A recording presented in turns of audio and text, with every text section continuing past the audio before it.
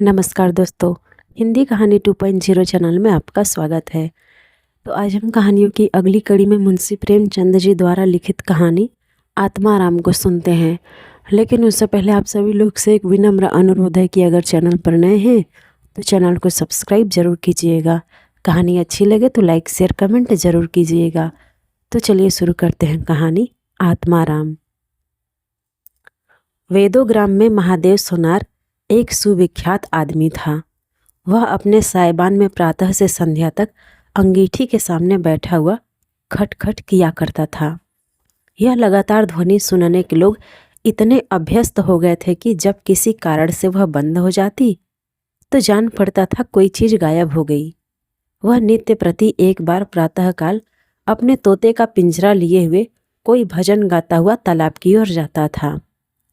उस धुंधले प्रकाश में उसका जर्जर शरीर, पोपला मुंह और झुकी हुई कमर देखकर किसी अपरिचित मनुष्य को उसके पिशाच होने का भ्रम हो सकता था। ज्यों ही लोगों के कानों में आवाज आती, सत्य गुरु दत्त शिव दत्त दाता, लोग समझ जाते थे कि अब भोर हो गई है।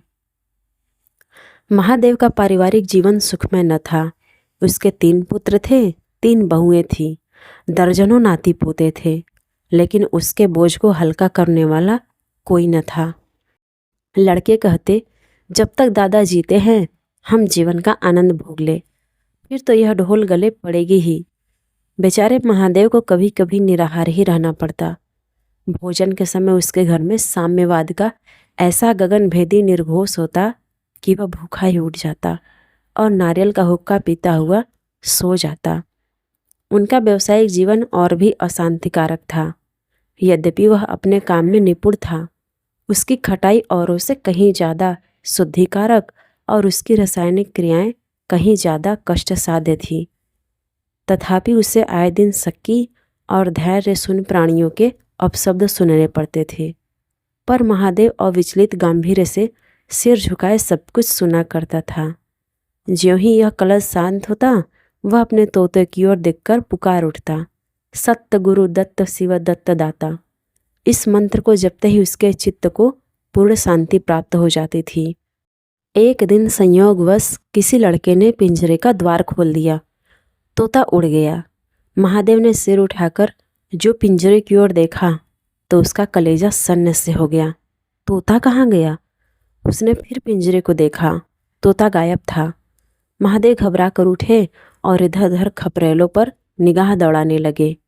उसे संसार में कोई वस्तु अगर प्यारी थी तो वह यही तोता। लड़के बालों, नाती पोतों से उसका जी भर गया था।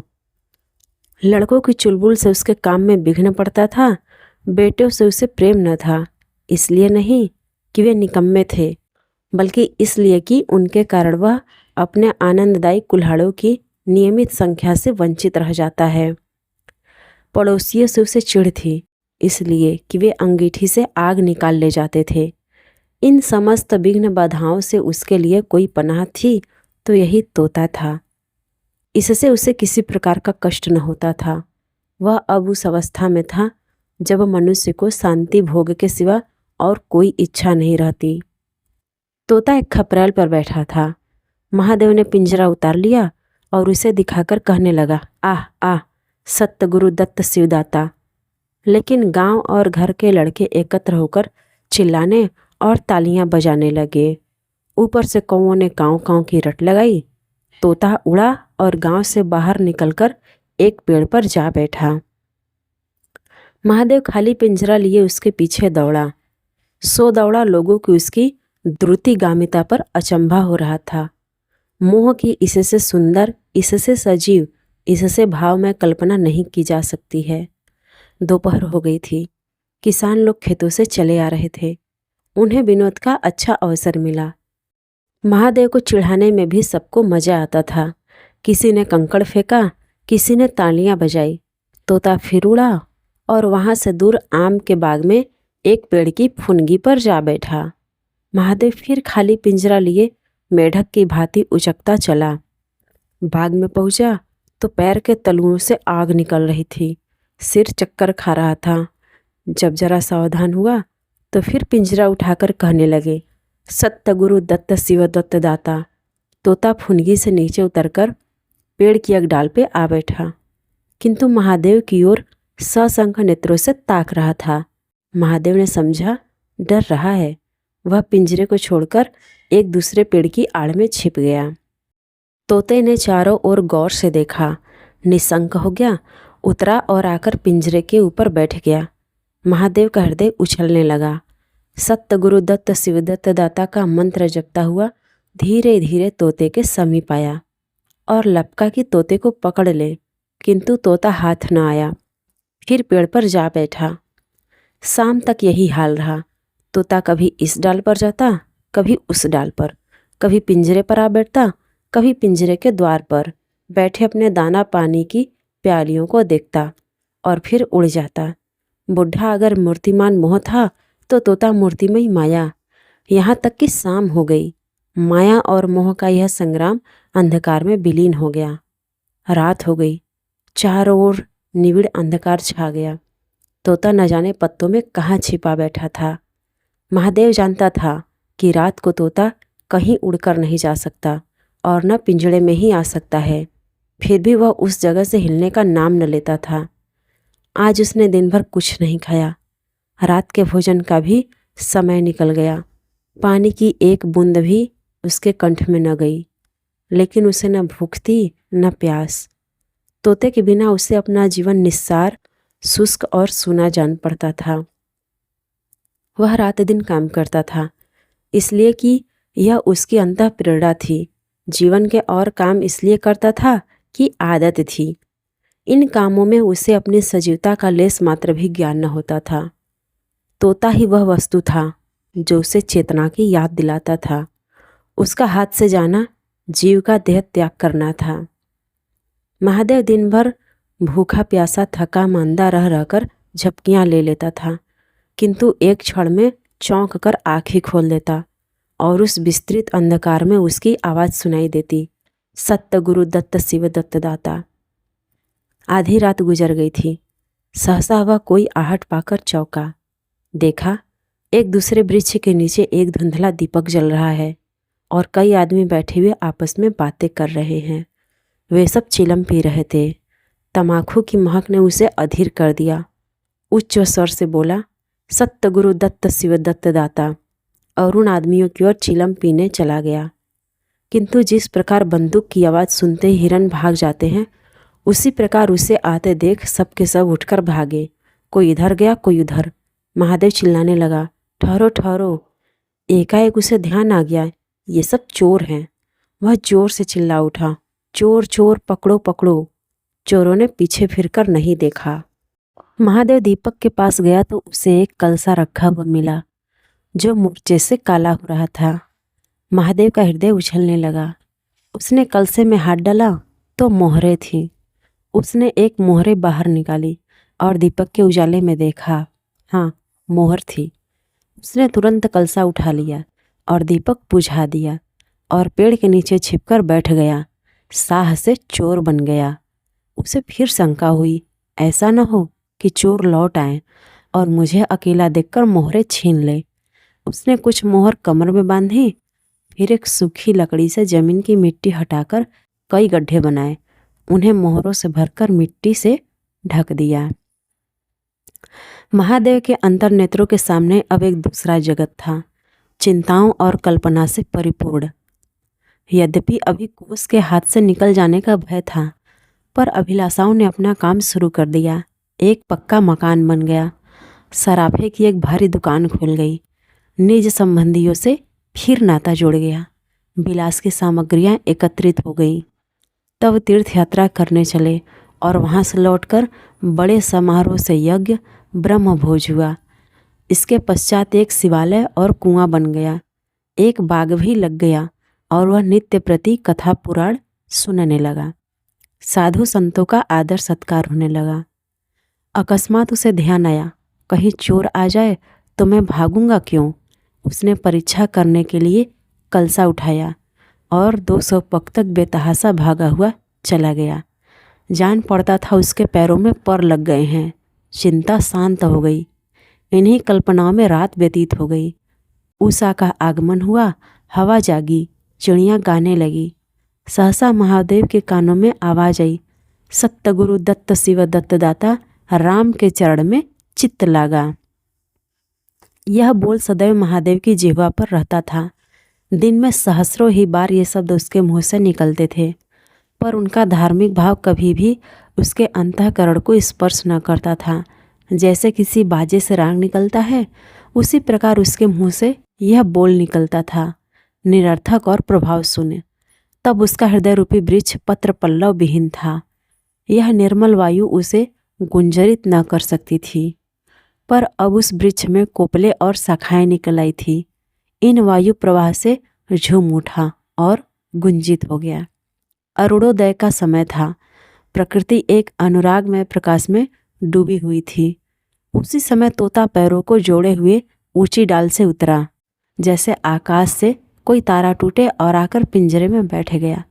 महादेव प्रफुल्लित होकर दौड़ा और पिंजरे को उठाकर बोला, आओ आत्माराम, तुमने कष्ट तो बहुत दिया, पर मेरा जीवन भी सफल कर दिया। अब तुम्हें चांदी के पिंजरे में रखूंगा और सोने से मढ़ दूंगा। उसके रोम रोम के परमात्मा के गुणानुवाद की ध्वनि निकलने लगी। प्रभु, तुम कितने दयावान हो। यह तुम्हारा असीम वात्सल्य है, नहीं तो मुझ पापी पतित प्राणी कब इस कृपा के योग्य था। इस पवित्र भावों से आत्मा विह्वल हो गई। वह अनुरक्त होकर कह उठा, सत्य गुरु दत्त शिवदाता, राम के चरण में चित लागा। उसने एक हाथ में पिंजरा लटकाया, बगल में कलसा दबाया और घर चला। महादेव घर पहुंचा तो अभी कुछ अंधेरा था। रास्ते में कुत्ते के सिवा और किसी से भेंट न हुआ, और कुत्ते को मोहरे से विशेष प्रेम नहीं होता। उसने कलसे को एक नाद में छिपा दिया और कोयले से अच्छी तरह ढककर अपनी कोठरी में रख आया। जब दिन निकल आया तो वह सीधे पुरोहित के घर पहुंचा। पुरोहित पूजा पर बैठे सोच रहे थे, कल ही मुकदमे की पेशी है और अभी तक हाथ में कौड़ी भी नहीं। यजमानों में कोई सांस भी लेता। इतने में महादेव ने पालागन की। पंडित जी ने मुंह फेर लिया। यह अमंगल मूर्ति कहाँ से आ पहुंची मालूम नहीं। दाना भी मैसर होगा या नहीं। रुष्ट होकर पूछा, क्या है जी, क्या कहते हो? जानते नहीं हम इस समय पूजा पर रहते हैं। महादेव ने कहा, महाराज, आज मेरे यहाँ सत्यनारायण की कथा है। पुरोहित जी विस्मित हो गए। कानों पर विश्वास नहीं हुआ।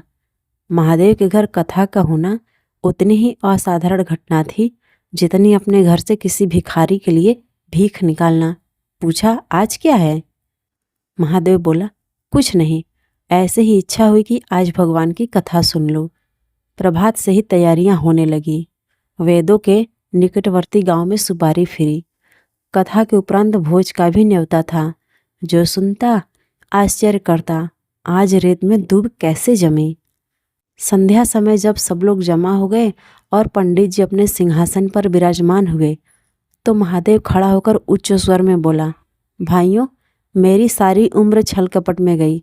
मैंने न जाने कितने आदमियों को दगा दी, कितने खरे को खोटा किया, पर अब भगवान ने मुझ पर दया की है। वह मेरे मुंह की कालिख को मिटाना चाहते हैं।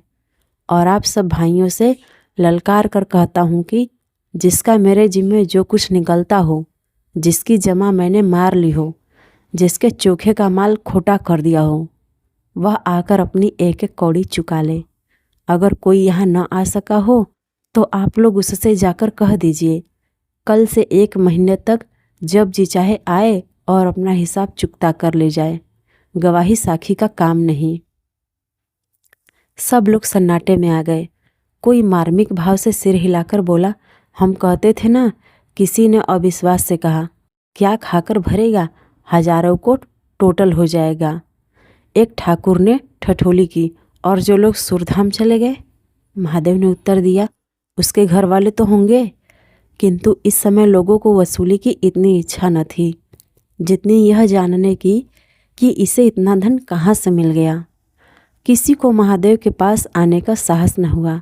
देहात के आदमी थे, गड़े मुर्दे उखड़ना क्या जाने। फिर प्रायः लोगों को याद भी न था कि उन्हें महादेव से क्या पाना है, और ऐसे पवित्र अवसर पर भूल हो जाने का भय उनका मुंह बंद किए हुए था। सबसे बड़ी बात यह थी कि महादेव की साधुता ने उसे वशीभूत कर लिया था। अचानक पुरोहित जी बोले, तुम्हें याद है मैंने एक कंठा बनाने के लिए सोना दिया था, तुमने कई माह से तौल में उड़ा दिए थे। महादेव बोले, हाँ याद है। आपका कितना नुकसान हुआ होगा? पुरोहित बोले, 50 रुपये से कम न होगा। महादेव ने कमर से 2 मोहरें निकाली और पुरोहित जी के सामने रख दी। पुरोहित जी की लोलुपता पर टिकाएं होने लगी।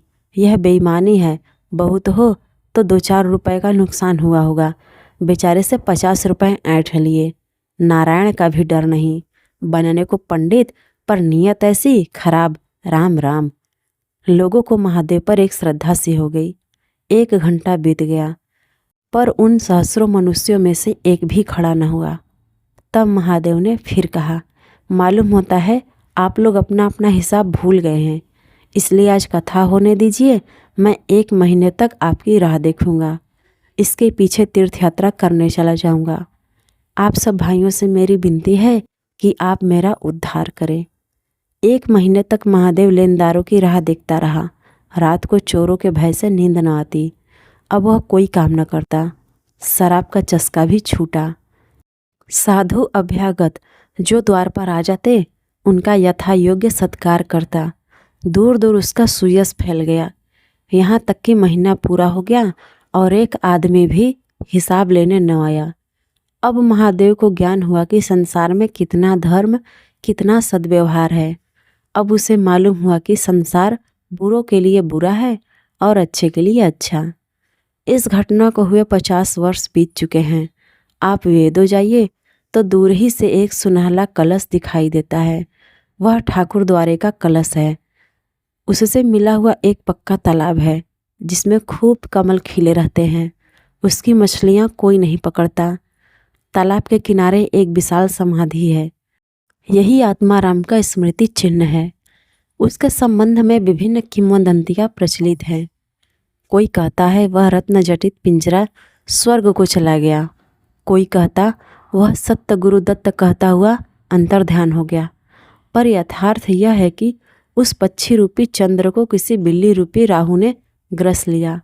लोग कहते हैं आधी रात को अभी तक तालाब के किनारे से आवाज आती है, सत्य गुरु दत्त शिव दत्त दाता राम के चरण में चित्त लागा। महादेव के विषय में भी कितनी ही जनश्रुतियाँ हैं। उनमें सबसे मान्य यह है कि आत्माराम के समाधिस्थ होने के बाद वह कई सन्यासियों के साथ हिमालय चला गया और वहाँ से लौटकर न आया। उसका नाम आत्माराम प्रसिद्ध हो गया। तो आज की मुंशी प्रेमचंद जी द्वारा लिखित कहानी आत्माराम आपको कैसी लगी कमेंट करके ज़रूर बताइएगा। और अगर चैनल पर नए हैं तो चैनल को सब्सक्राइब ज़रूर कीजिएगा और अपने दोस्तों को भी शेयर कीजिएगा।